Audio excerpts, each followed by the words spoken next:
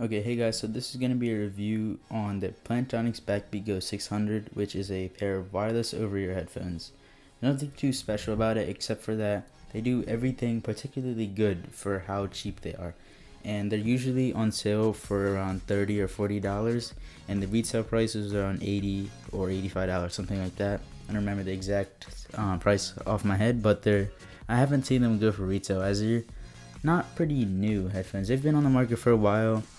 And as budget headphones, they were launched as budget headphones, but now they're even more budget.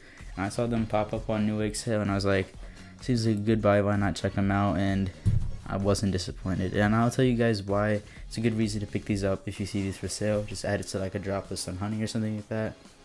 So yeah.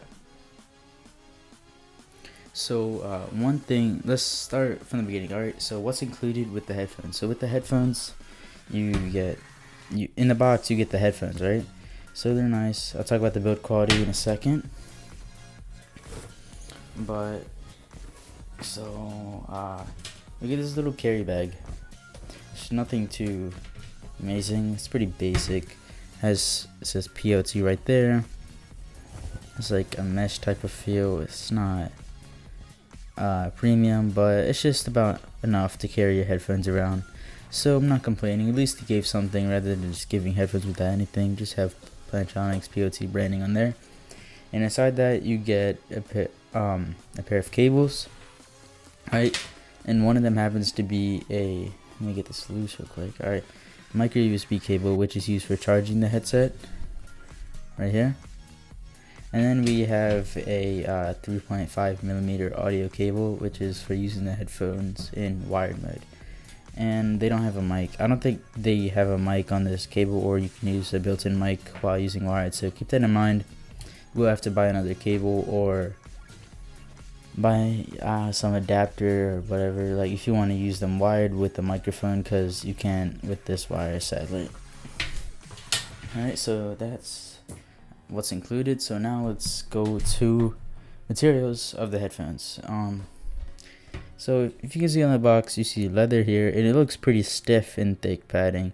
It's not so much of the case here. You see, here, let me set this up in the back. All right, so they're really soft really soft leather pads. It's a good thing and a bad thing, because a good thing for people with glasses, because you don't really feel that much of a clamp force when you're wearing these. Like, it does not stick your glasses to your head and make that weird feeling. And if you have been following with the reviews on my channel, this was the case with the JBL E65, something like that. They got annoying, and the hinge actually broke on those, so that's the reason why I had to pick these up. And so it's a pretty light padding, and it doesn't fully fully goes around your ear, or at least for me, but I don't feel it like pressing too hard against my head. So the noise isolation isn't amazing. They talk about it, they say noise isolation, memory comfort, as you can see right here, but I don't feel like the noise isolation is worth.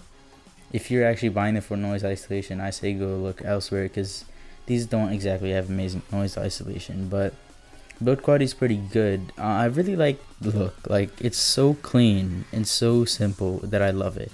It's nothing too overbearing. I guess they have the little PLT little like nylon tag, which is standard for Plantronics headphones. And then it's a quick indicator of right, so it's on the right side. Also has this little fabric in the inside of the ear cup, LR, pretty cool.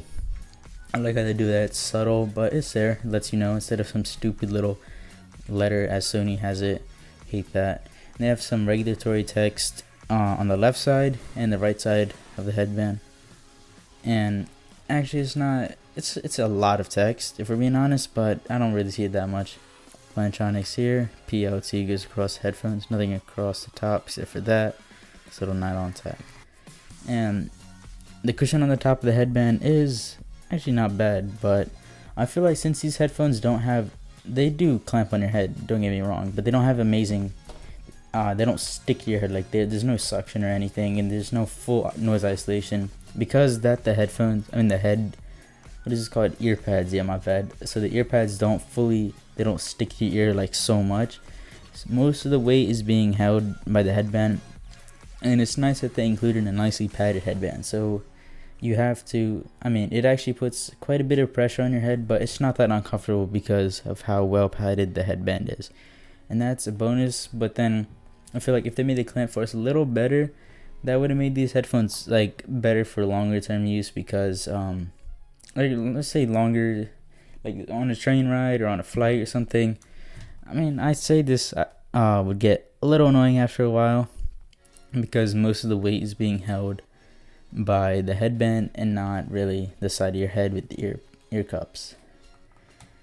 And it's just one thing. I guess I could revise the next gen, but it's not a deal breaker at all. Only annoying if you've been wearing it for long periods of time.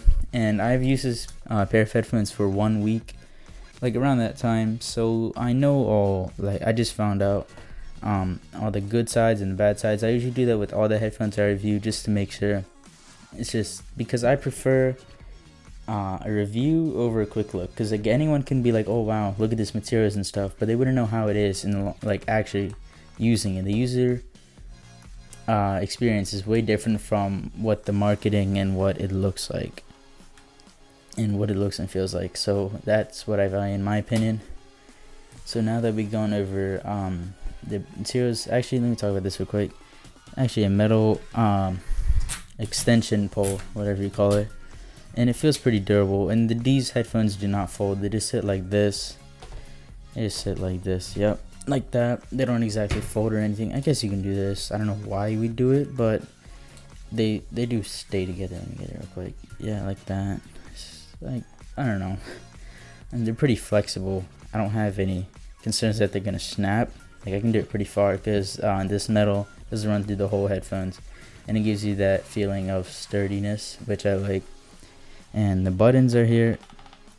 So now let's talk about features and battery life. These do boast an 18-hour battery life, and they do have this bass boost feature. I don't know if the bass boost really affects battery life. I'm thinking it shouldn't, because it's not insane. It's a minor bass boost, but you definitely hear it, and it tones down treble and stuff. And yeah, we'll talk about that in a second in sound quality. But the bass boost button, if you're wondering, so right here has a nice little texture to it. And then turn it on, we have this switch. I don't really want to turn it on, it's gonna like connect to everything. One of the things I really like about these headphones is that you can connect to 2 devices simultaneously. And that being said, I've been using this with my Mac and my iPhone.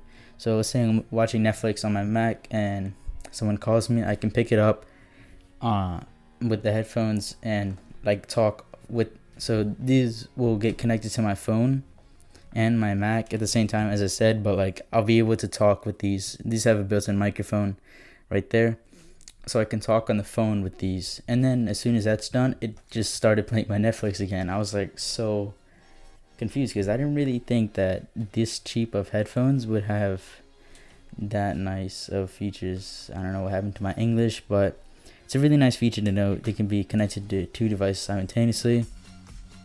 Does have a microphone. It doesn't sound amazing, but it gets the job done, just like most pairs of headphones. You have volume here, and you can't mess it up. Like if you hold it, it doesn't do anything stupid like other headphones. So volume is separate. You have play, pause, songs. No, play, pause, next song, previous song. It's all here. So there's a button for every individual thing. It's not like one button for everything where you have to like press it multiple times. Nothing stupid like that. It's just one button dedicated to one function, and I like it like that. Very simple, nothing too much, right? Alright, now let's talk about the sound. Okay, so the sound of these headphones is pretty good. It's not exactly amazing, because again, they're budget headphones, but they're pretty nice. If I would have to say so myself. The bass boost function does give you a bit of extra bass. You do feel it, but I don't know. They sound great. They sound great for what they are, but they're not exactly audiophile level headphones, and I wasn't expecting them to be. So I guess you could say these really lived up to my expectations, and maybe surpassed them in a few ways, but nothing majorly. Like sound wasn't amazing. It was alright. I say it's good for like this tier of headphones. And I was okay with that. I was like, alright, whatever. I just need to listen to a bit of music, let's say Netflix, and then talk on some phone calls, and that's what it does. It gets the job done alright, and it didn't even put a hole in my pocket. So yeah, sound is alright, and pressing the bass boost button, which is right here once again, it does tone down the treble and the sharp sounds. The sharp sounds get muted a bit, and then the bass gets emphasized.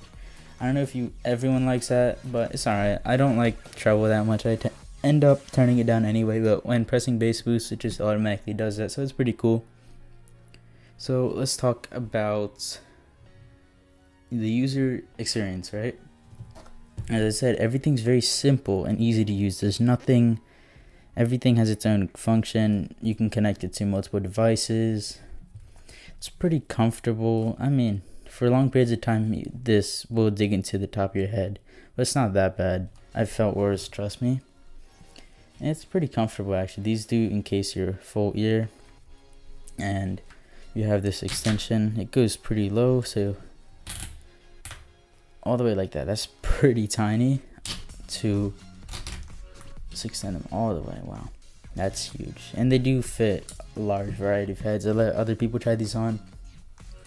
They fit everyone, and it's not really a hassle to use these headphones. Just connect. I would just from my phone, I just hit the pairing, so I just have to hold the switch, connects to my phone, just like that. That's to pair it the first time. The second time I just flick it on. It says phone 1 connected, then it says phone 2, because it connects to my Mac and my phone at the same time, which is pretty cool. So phone call on either, or like whatever, like Skype call, or not Skype call, but just Discord or whatever, just gets transferred to the headphones. I talk with the mic, but the stupid part is I can't end the call with this. You would think that this would end and accept calls, but it doesn't. That's my only gripe with these headphones.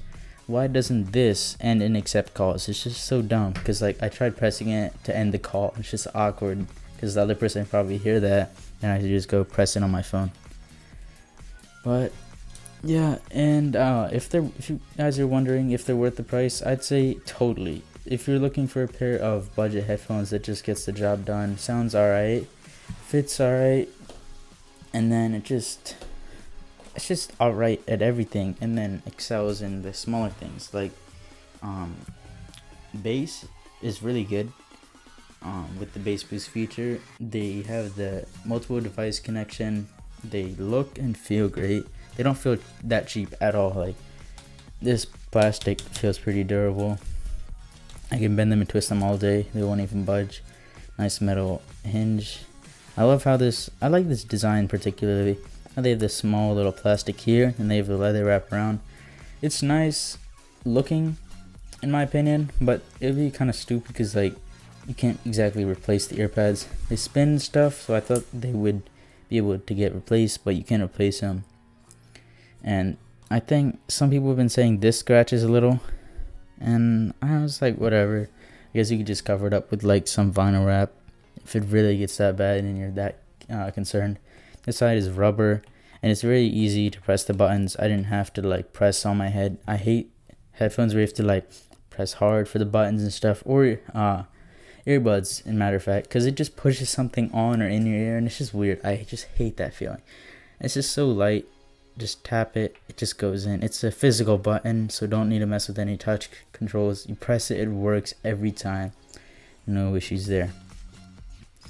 And yeah, I haven't really had any issues with this. If you really want to use a microphone wired, let's say you want to use it with your Xbox or your PlayStation, I'd recommend going out on Amazon and finding one of those 3.5mm cables that has a built-in mic or like some boom mic on it, and that should get the job done just fine.